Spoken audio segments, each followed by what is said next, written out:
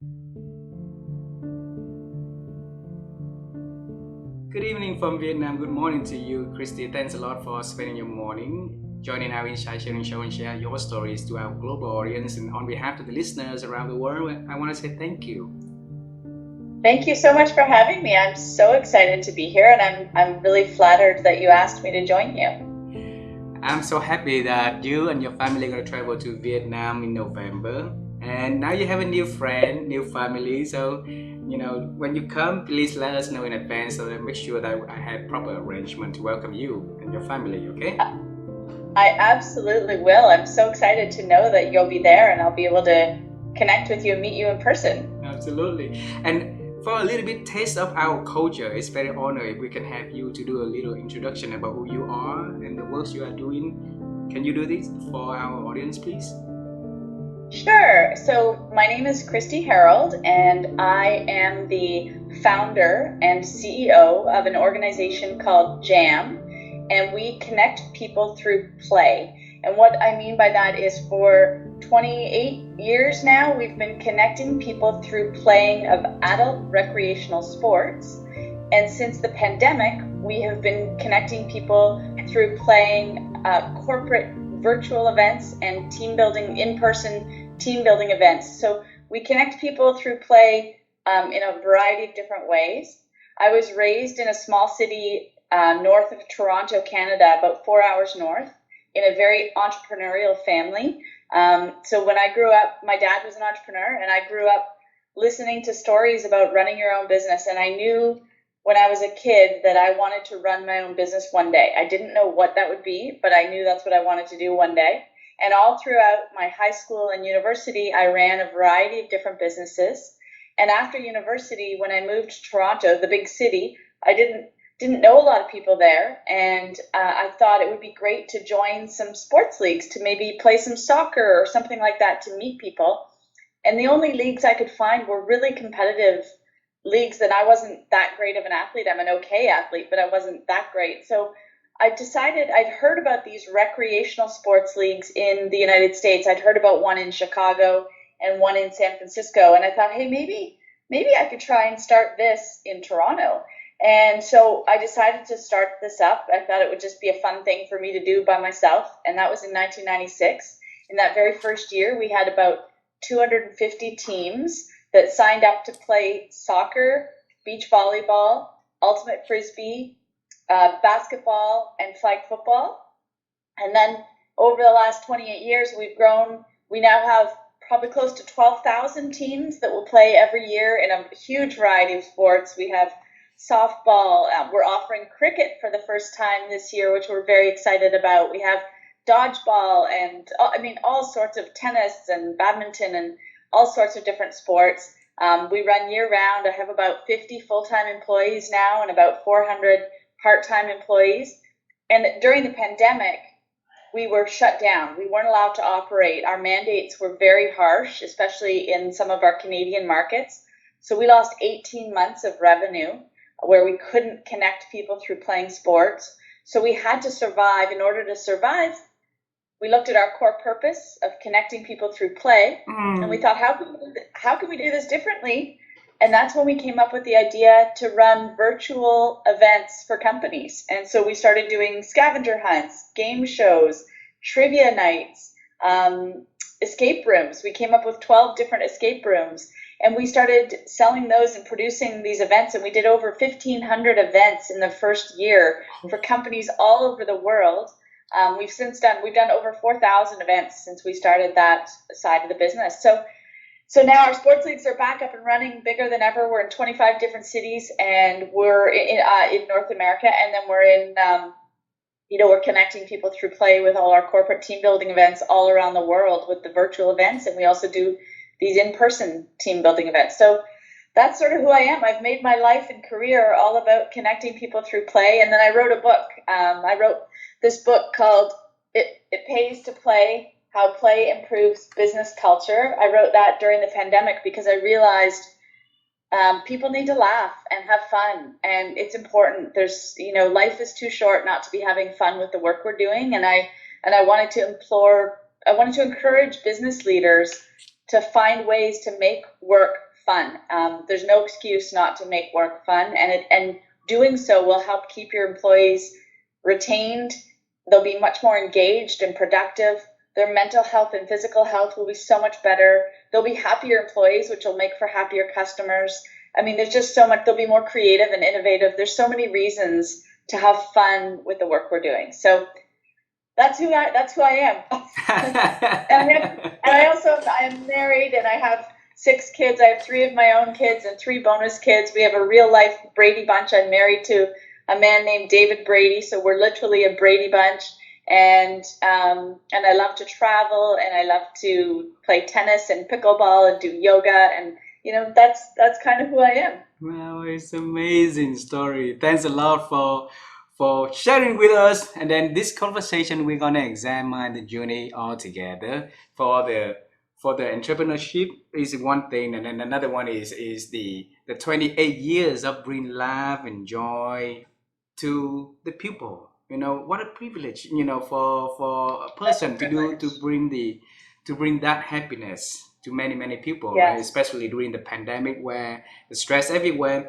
And I'm coming from the corporate world, and we know how stressful our works, is, right? And then for our clients and also. So if we can bring joy to the workplace, imagine how people will feel. And then when they feel happy, they come home having dinner at home, right? And talk about works, talk about the environment. They bring hope to their children, ready for them to go into the workplace. So that's a Absolutely. beautiful thing that you've been doing. So Yeah. thank you very much.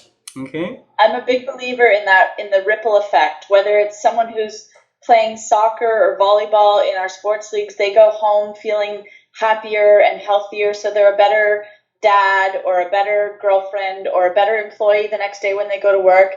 And then when it comes to the workplace, you're right. Like, if you're having some fun and laughs while you work, you go home happier. And Yeah. so then you're spreading more joy. So the ripple effect of the work I get to do is very powerful, and I'm incredibly grateful. I wake up every day so grateful for the work we get to do. Well, It beautiful. truly is a privilege. Yeah, beautiful. So, Kristi, we're gonna travel time together. Definitely, we're gonna travel time to the 1996, but we want to travel time prior to that. Okay. Okay. So, when I was little, I wanted to become an astronaut, but life didn't give me any chance to do that. My wife wanted to become a singer, and then she only performed at the school, but she never became a singer, right? A professional singer. So, when you were little, okay, what was your dream about yourself in the future? 2 things. Two I things. was torn when I was a kid. So I wanted to be. I grew up ski racing, alpine ski racing. So I wanted to be an Olympic gold medalist ski racer, but I also really loved acting and singing, and I wanted to be an actress. And so I pursued both for a long time. I did community musical theater and as a kid, and I actually was in a professional production when I was about 12. But then it got to the point where I had to choose one or the other. I couldn't keep doing both, and so I focused on ski racing. And I had to quit ski racing by around the age of 18. I wasn't good enough to become an Olympic champion, but I learned a lot and had a lot of fun doing it. Also, when I was a kid, I really wanted to be a great mom. My mom was a homemaker, and I loved how she baked for me and she would always be on my field trips. She would come, help out at our school. She was always at all of our extracurricular events. But I also wanted to be like my dad, who ran his own business. I wanted to be a mix of my parents. I wanted to be both. And I'm honestly, although I don't think I've done it perfectly, I think I've given my children a pretty good mix of both of my parents, because I did prioritize for the first 20 years of running my business. I wanted just a lifestyle business. I wanted to be home with my children and be able to be at their events. And I didn't want to be traveling all the time. I just wanted a good lifestyle, and I managed to do that. And now I'm growing my business when they're older and in university and they don't need me around. And then interestingly, about in 2009, I was a little bored with my business. It was running really well. I had been doing it for probably 13 years at that point. I had a great team of people. and I decided to start a community musical theater group, Oh, which and so I ended up producing musical theater for about 10 years. The troupe is still running. In fact, it's turned into three different musical theater troupes. We've raised over $500,000 for charity. And I was on stage with that every year, performing, having some, singing, dancing, acting. So I feel like I've gotten to, although I never got an Olympic medal, I have a career in sports and play. Although I never got to be a famous actress, I get to, I play on stage through my community musical theater group. And I do think I've done the best job I can to be a little bit like both of my parents. So I feel really lucky that I kind of got to pursue my dreams. you are. Everything was intentional anyway. So you say that your mom was a good mom, right? It's a good mom, and then your father also is a good businessman. So you want to be both of them, a mix between the both, right? And then Exactly. having that intention in mind, leading the way for you to do whatever you do. You have the goal in mind already for whatever you do, and I congratulate you. In 2009, come back onto the stage and perform again. So it feels great to have your childhood dreams to to relive and relive and relive, right? So are you still doing that now? The musical theater, Yeah. it had to stop during the pandemic. Ah. And then during the pandemic, my husband and I bought a home in Costa Rica. Ah. And they always, the musical theater group rehearses in the winter, and our kids had all moved off to university, and we wanted to start living in Costa Rica in the winter. So I'm actually in Costa Rica right now. And so I'm not part of the troupe anymore. I'm still very much in touch. I've become, over 10 years of being on stage with this group of people, they become some of my dearest friends. They're amazing people. I did start learning guitar when I was in my early 40s. I decided, that was something I always wanted to do. And so I take guitar lessons, and I sing just for myself and for friends around a campfire or something. But I am not by any stretch. I'm never going to be a famous musician or a famous actress, but I have fun and I get a lot of joy from playing music and just playing on stage whenever I can. So yeah. So you are in South America at the moment, Puerto Yeah, Rico. I'm in Costa Rica, Central America. Yeah. Oh, Costa Rica. Okay. Wow, I have Yeah. a good friend there. So he's a CEO for British American Tobacco, and he oversees the South Americas, Central and South Americas, and half of Europe. But he lives in Brazil at the moment. So he travel Oh wow. from Brazil to work on Monday to Friday, and then Saturday Sunday he's in Costa Rica, and then he has a Really? yep. Wow. So let me check with him. His name is Felicia. Felicia. Okay, so I let you know. I let him know that I have a friend. That maybe the two of you can connect together, and then have. He is a Nice. very nice person also. So Love that. Would yeah, love that. yeah, Yeah. yeah. Felicia Faras. I remember the name. I will connect between the two of you. Okay.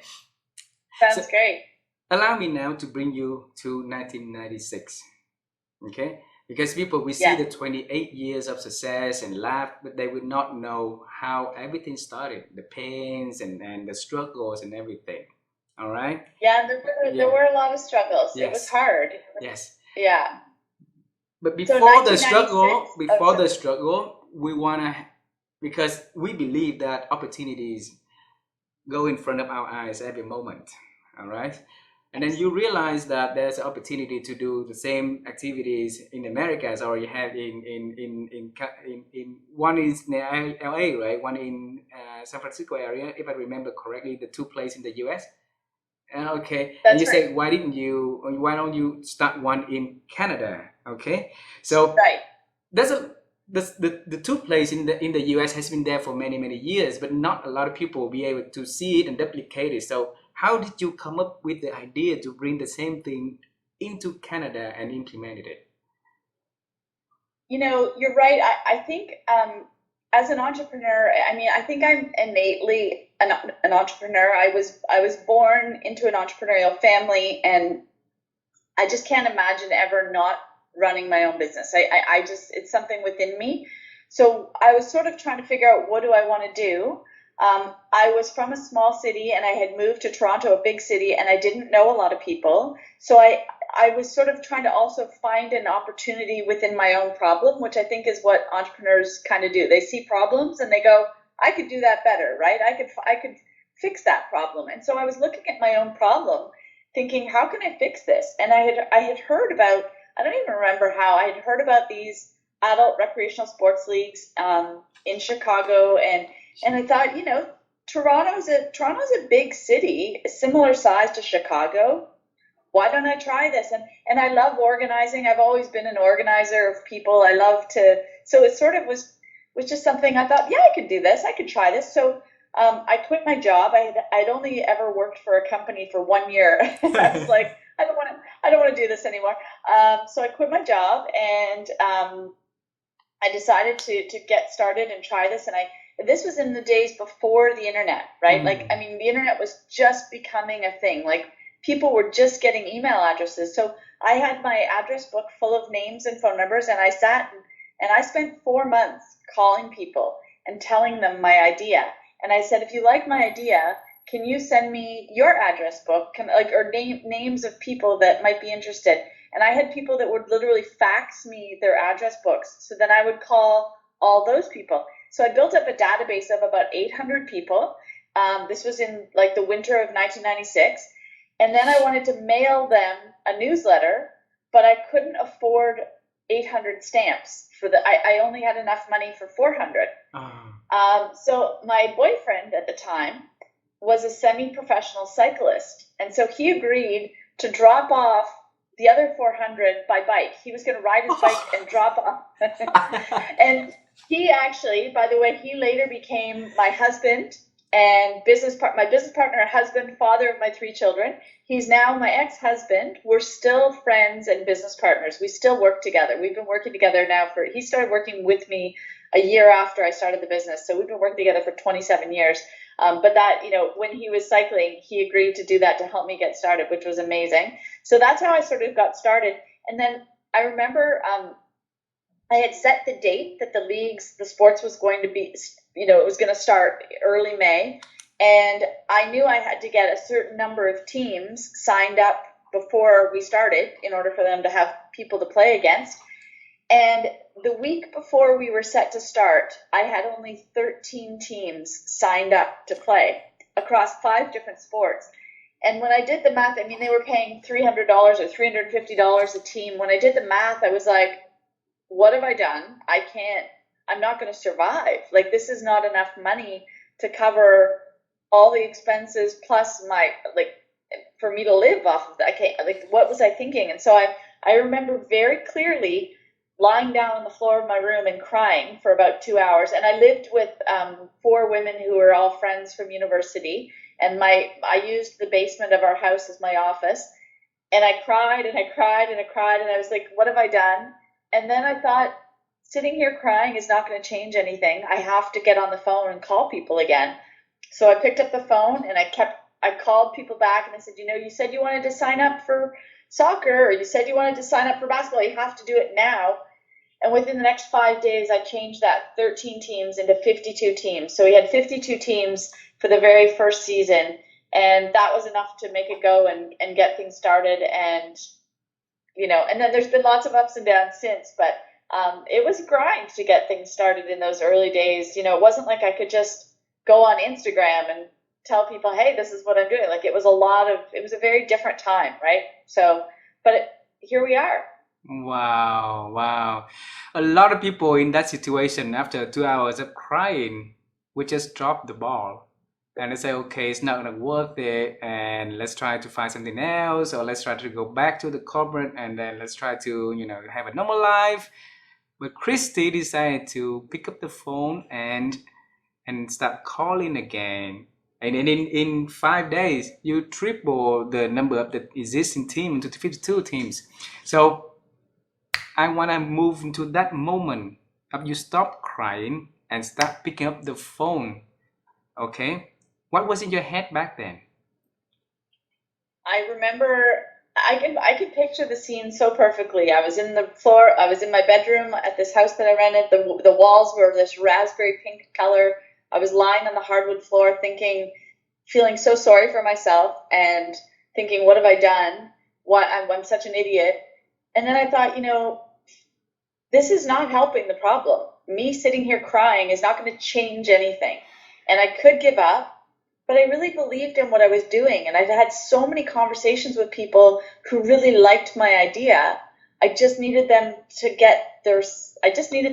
take action and sign up now. I needed to kind of put some pressure on.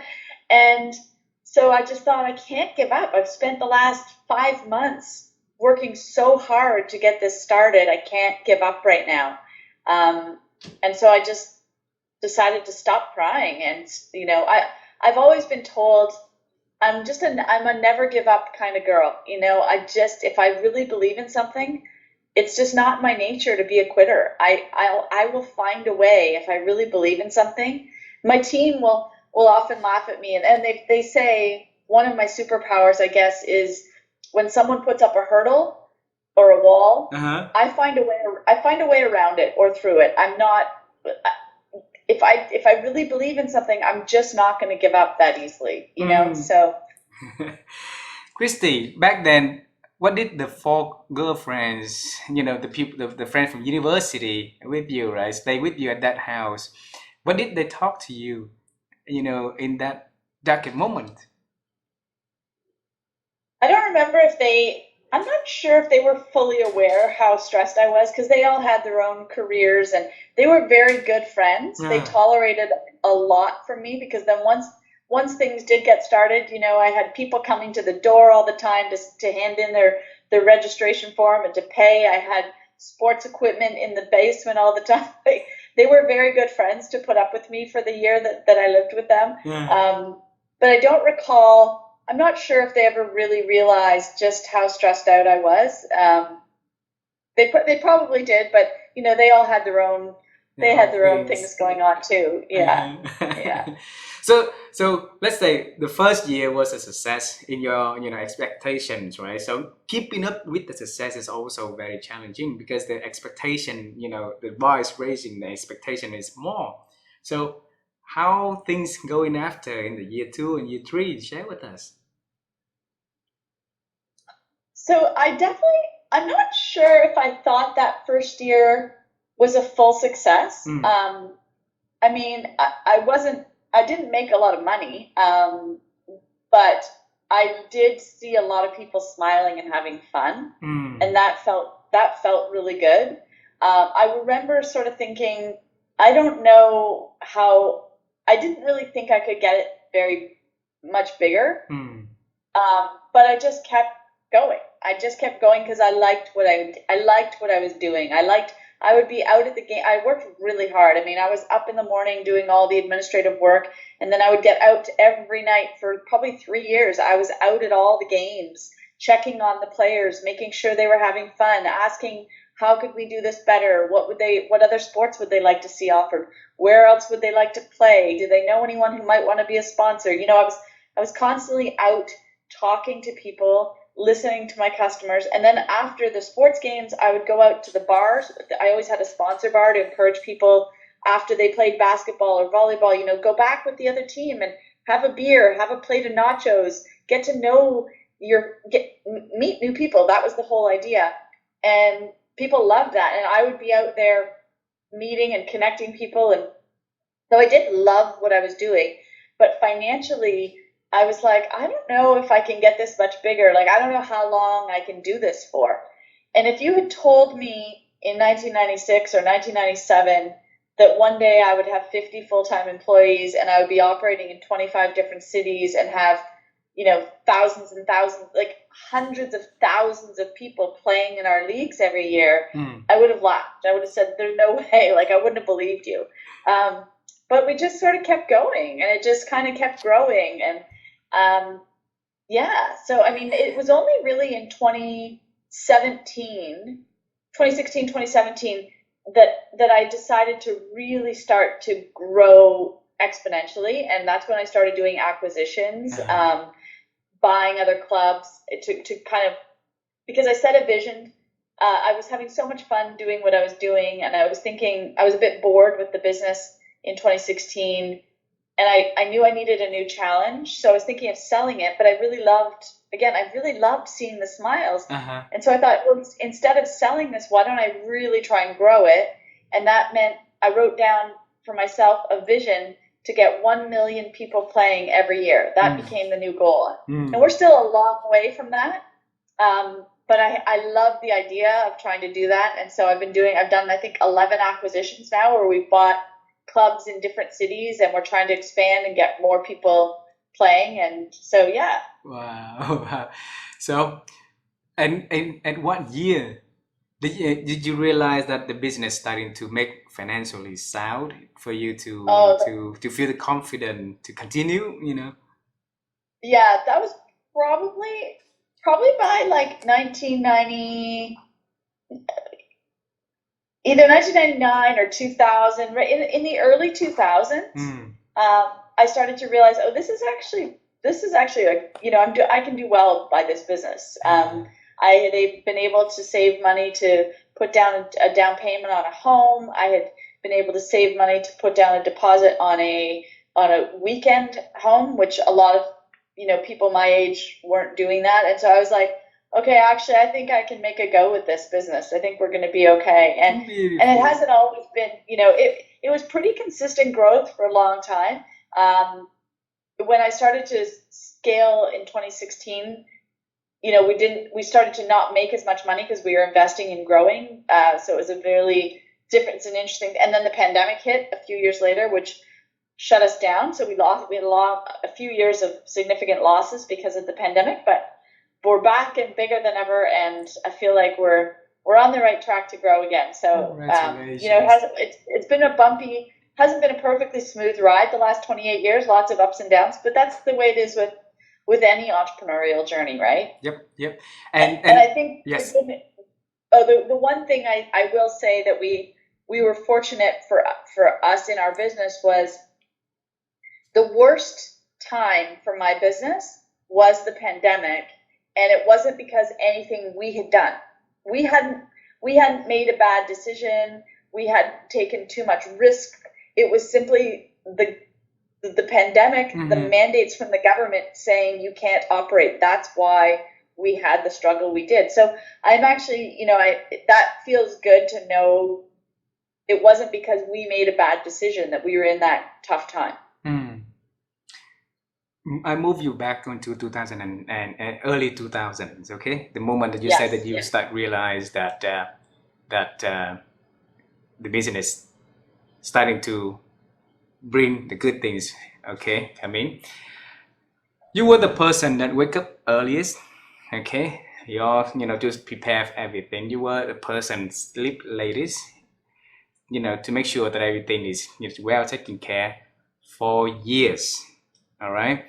And then in those years, it's really resilient for you because most of the business, the startup, it will die in the first 2 or 3 years, if it's not bringing anything at all, right? So, and then if people can be more resisting, and resilience and continue with the path, maybe they can yield, better returns at the end of the road. But majority of the business ends in the first 2 or 3 years for startups, okay? And you put a lot of effort in that time, energy that you could also invest elsewhere, that can really bring you, something. So what did you tell yourself in that turbulent times so that you can wake up again very early in the morning and go to bed happily at night? I think I just really loved what I did. I really loved the impact I was making on people's lives. We started another business around in the late 90s, my husband and I at the time. We started a business doing trash removal. You've heard of 1-800-GOT-JUNK? Yes. So it was I was in that state back then, yes. So I got it, yeah. Yeah. So it was a similar business to 1-800-GOT-JUNK. And we started that. It was called the Trash Trucks. And we did it for a couple of years. And that was a real grind. That was a hard, both businesses, like running your own business is hard. It's hard work. Both were hard work. But one was so much more satisfying. Um, Taking away people's garbage for me, it was just stressful. Like there was just, it wasn't that, you didn't feel like you were, I didn't feel like we were making a super positive impact on people's lives. I have to say, I know Brian Scudamore, who runs 1-800-GOT-JUNK, actually ended up being, my brother is one of his best friends. My brother ran his company, he was the COO of his company for years. Brian was the best man at my brother's wedding. So I actually got to know Brian well over the years, and he's actually kind of a mentor to me now as a businessman.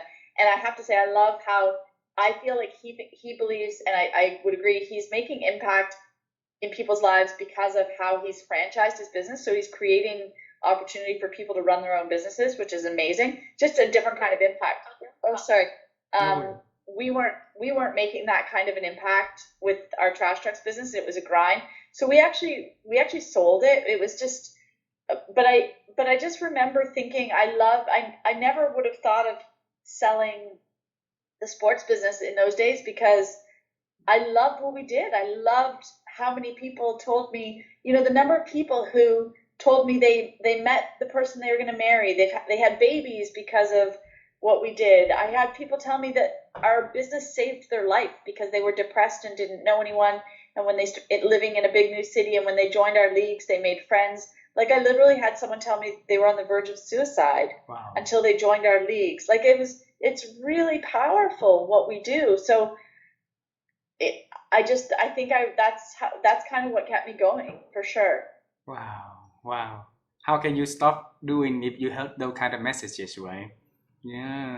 And it was doing well. It was creating exactly the opportunity. It was the lifestyle I wanted. It was allowing me to. I was always after I had kids in 2000, 2002, and 2004. I was able to be home, go to school events for them. I could go to their sports events, but I had that flexibility, right? And so the whole package was a beautiful package for me. It was what I was after. A mix of your mom and a mix of your dad. Exactly. Yeah. So the COVID-19 hit, and you saw the money, drain out of the account, and of course it's really stressful also, right? So, but then you had an opportunity again to figure out a way to get into the business world where to have a different set of people, a different set of like environment. That also very impactful because this is also another big world that people need to be happy, to have the laugh at works, right? So whose ideas were that to start with? I actually got the idea. There were some other organizations like JAM in other cities in the United States, and I remember in particular speaking to one couple who ran sports leagues in Los Angeles, and another friend of mine who ran sports leagues in the Washington D.C. area. And I spoke with both of them. We're all struggling to survive. And I remember Brooke in LA, she said to me, we're starting to run bingo nights for our players while everyone's stuck at home. And I was like, bingo? Really? So I said, can I watch? So she said, sure, yeah, come. So I went to one of her virtual evenings on Zoom, and I observed what they were doing. And I thought, okay, we have to try this because we have to try anything. We were trying a lot of different things. And so we started trying it initially for the people who played in our leagues. And then very quickly I was like, I think we should be selling this to companies. And some of my staff thought I was absolutely crazy. They were like, you want us to sell trivia and bingo to companies? I was like, yes, we have to try this. But you know what? We did over $1 million in revenue in that first year doing that. And we produced over 1,500 events in over 30 different countries. It was slow to get started, but once we got going, there was some traction to what we were doing. People were desperate, right? Everyone was working from home, and it really helped. We were not a profitable business, but by running that, it helped cover a lot of our overhead expenses from the sports leagues. Wow. So it was very beneficial. And now it's a whole new, I wouldn't have written my book. I wouldn't have been doing all the keynote speaking I'm doing now. I wouldn't have been doing the consulting we're doing, helping companies have more fun with work. So it's it spun off into being a very from the problem came some great opportunity, which I'm grateful that we went through what we did. I wasn't very grateful at the time. I didn't see. I was pretty sad, but now in looking back, I am grateful that we were put through what we went through in 2020. So when your team thought it was impossible, and then you first started, and you first had the first clients, the corporate client agreed to do the trivia and the bingo things. How did you feel in your head back then for that first new client? That first client was my husband. I forced him. I was like, you need to let me. He runs his own TV production company, and he probably had about 50 employees. And I said, you need to let us do this for your team. And he was like, okay, like sure. And he was happy to help because he knew how sad and scared and depressed I was. And so we did a number of events for Dave's company, Cream Productions, and they loved it. They were laughing, and the feedback was really great because everyone was working from home and missing seeing each other, and so it kind of led me to believe, okay, if they're having fun. And then I had a friend who worked in HR at another company called E1, and she really was supportive of like letting us do some events for them. And when we saw how much people were enjoying it, we realized we were onto something. And so we just started. It gave us the belief and confidence that we could sell this. Beautiful, beautiful. And I want to congratulate. I want to say congratulations because I interviewed so many business leaders, and there's two things that normally I found they regret not doing yet doing. One was starting their own businesses because they've been successfully running $1 billion companies around the world, right? And they always think that they could run their own business, but they didn't have time. And I just told them that you're yet doing it. One day you will. Okay. The second one that I commonly see from these amazing people is that they always wanted to write their own book, but they yet having the time to also doing so. So you have both of them. Okay. So tell us, since when you decide to write the book? So during the pandemic, I had actually thought about writing a book before the pandemic. I was dabbling with the idea because I had done some keynotes on workplace culture and how to have fun at work. We've always had a really fun culture at my organization. I like to laugh. I like to have fun, and so I want to make sure my employees are having fun. And so I did a lot of keynotes, and I remember I was doing a keynote in San Diego, and someone came up to me afterwards and she said, my keynote was top 10, it was like a top 10 list, top 10 ways to have fun at work or something like that. And she said, can I buy a copy of your book? And I said, well, I don't have a book. And she said, wait, what? Like your talk is ready to be a book. And I was like, huh. So I'd actually started to think about writing a book, but then I realized, it wasn't really at that point in time, my business was very B2C. It was very business to consumer, just the sports leagues. So it didn't really make sense to write a book. So then when the pandemic hit and we started doing the B2B corporate events, all the team building events, I thought, now maybe is the time to write a book because it would translate to help the business as well.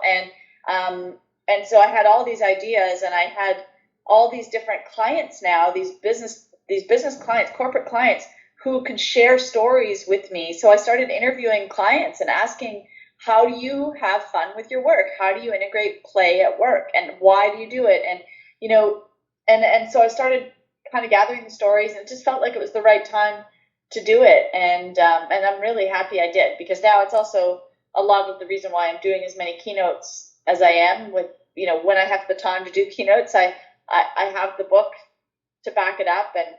And there's a lot of anecdotal stories, but there's also a lot of statistics that back up what I'm saying, that when people have fun at work, it really can improve the business, the bottom line of the business. There's so many ways, whether it's, retention, because turnover is very expensive. So if you can reduce your turnover, you're more profitable.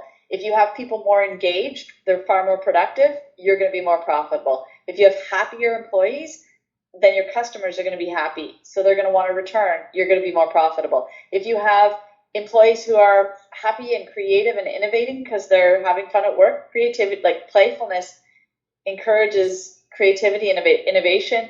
Innovation will make for more profitability. And if you have employees who are mentally healthy and physically healthy, they're going to be far less sick days.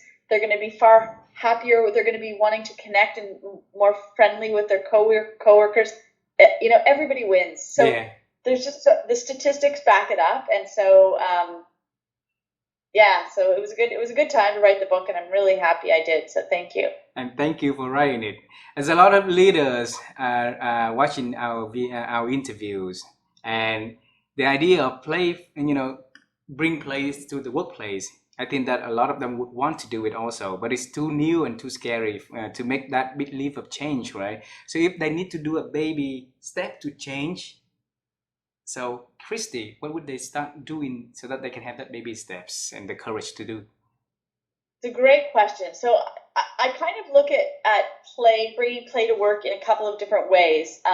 One is actually sort of making time for making or creating opportunities for people to actually just not work, like stop work and spend some time playing together. Whether that's have a corporate sports team that once a week they meet and they play beach volleyball together, or they play kickball or softball or soccer, whatever. Have a corporate sports team.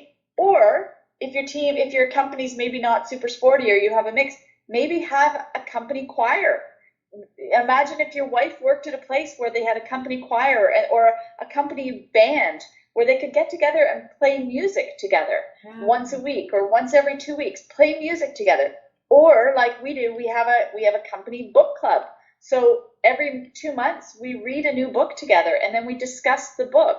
And it's just a different way of, it's not about work, but we're learning together and we're sort of playfully, I think of reading as a bit of a form of play, because you kind of just can get into the moment, you lose yourself in a book, and then you can talk about the book. So there's that sort of, it could be once a month, go do karaoke together as a company. Once a month, go do a cooking class together. Somehow get together socially. Do a virtual event. We call them lunch and laughs, where hire a company like Jam to once a month do trivia or an escape room or a game show or bingo. There's so many ways to play. You don't even have to be in person.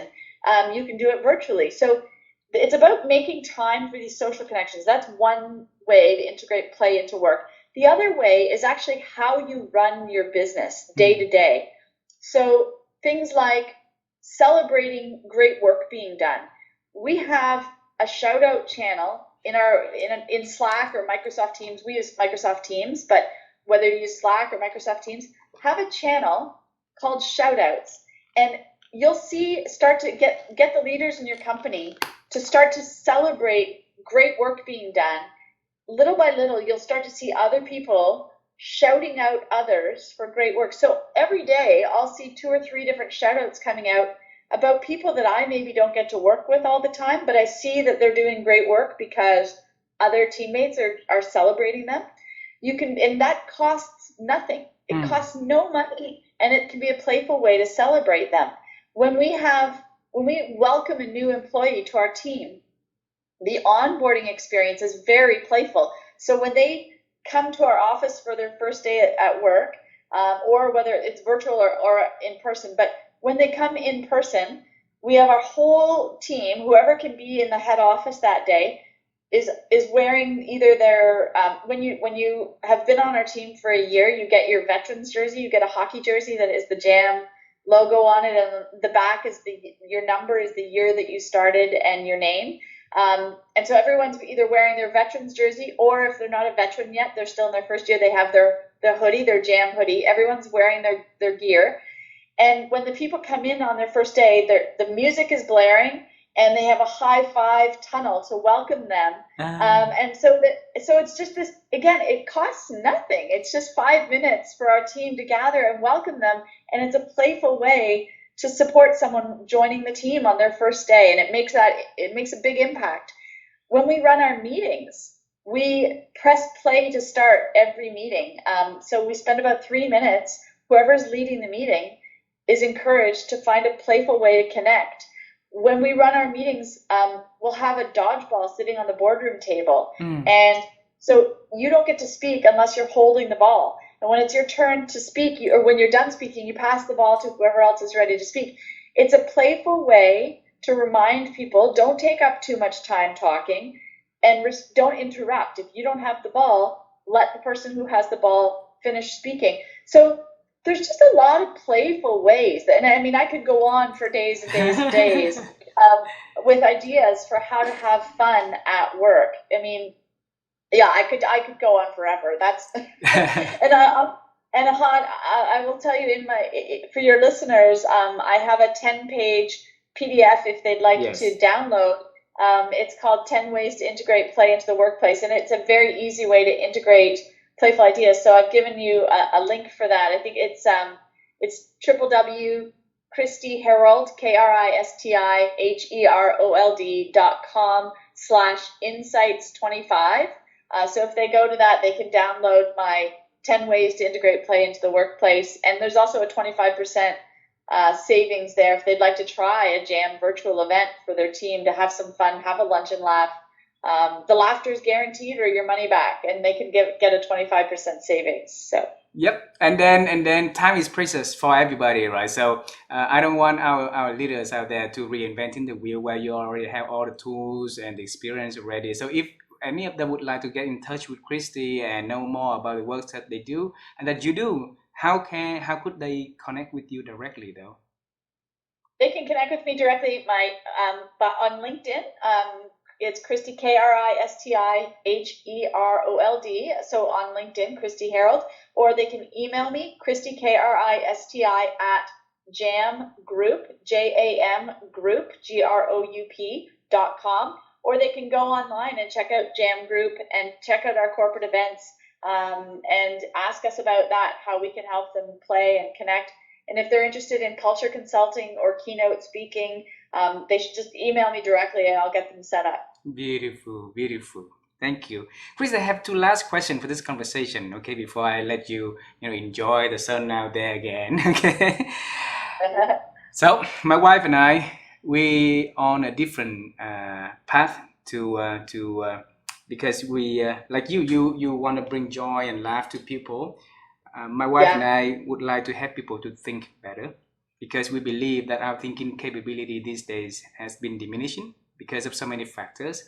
And if we can help people to think better, they can come up with better decisions, and something good could come in at the end of the tunnel. So we are every conversation we had like this, we will ask the same question. So this question for you is, Kristi, how have you been growing your ability to think over the years? So I like to read a lot, and when I read, it spurs new ideas. So that's one way, and the other way, I like to put my phone down, and if I'm going for a walk, sometimes I'll listen to a podcast, but I find some of my better thinking is if I go for a walk on the beach and I just let my mind wander. I get ideas from doing so. So definitely reading and podcasts, but also then just putting devices away and just kind of walking and being in nature. I find great ideas come to me. Beautiful, beautiful. And sometimes not so good ideas too, by the way, but lots of ideas. Thank you for sharing.